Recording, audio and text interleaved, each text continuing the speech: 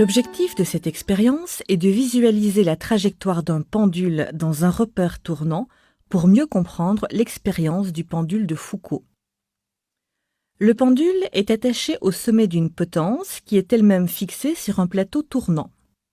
Le pendule est en fait un sablier. En s'écoulant, le sable laisse une trace sur le plateau, et cette trace est caractéristique de la trajectoire de l'extrémité du pendule dans le repère tournant. On retient le pendule en position élevée grâce à un fil et on le lâche en brûlant le fil. L'extrémité du pendule a une trajectoire rectiligne qui peut être expliquée par l'existence de deux forces réelles, la traction exercée par le fil qui tient le pendule et le poids de celui-ci.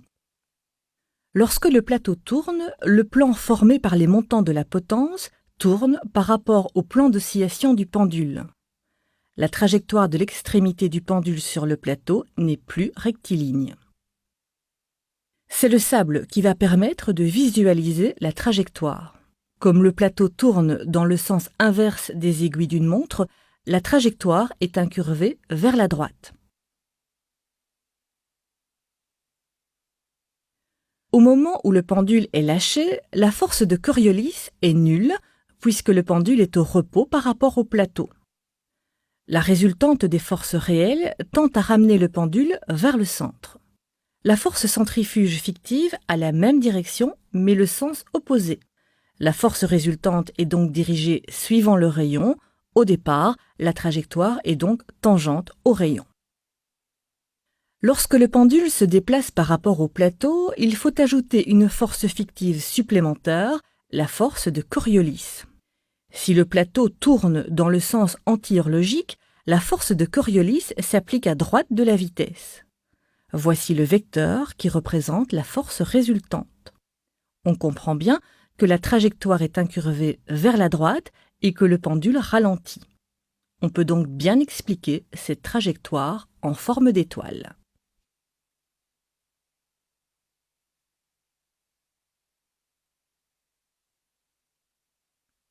Voici le schéma des forces à un autre moment.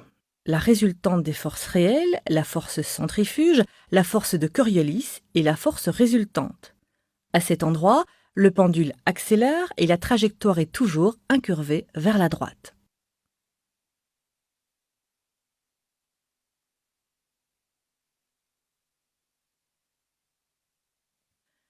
Voici la trajectoire de l'extrémité du pendule lorsque le plateau tourne plus lentement. On constate que les branches de l'étoile sont plus resserrées.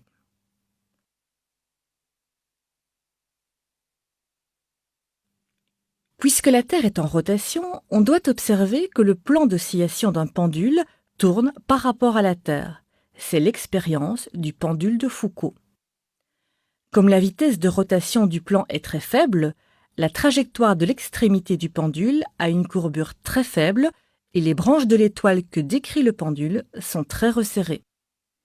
Pour visualiser la rotation du plan d'oscillation, on place une rangée de clous initialement perpendiculaires à la trajectoire du pendule. Les clous se font successivement renverser par l'extrémité du pendule, ce qui met bien en évidence la rotation du plan d'oscillation. À une latitude de 50 degrés, le plan de l'horizon a une période de rotation d'environ 31 heures. Cette rotation se manifeste par la rotation lente du plan d'oscillation du pendule, environ 1 degré en 5 minutes. Comme cet effet dû à la rotation de la Terre est faible, il faut minimiser toutes les interactions qu'on ne pourrait pas modéliser facilement. C'est pour cette raison que la masse du pendule est élevée.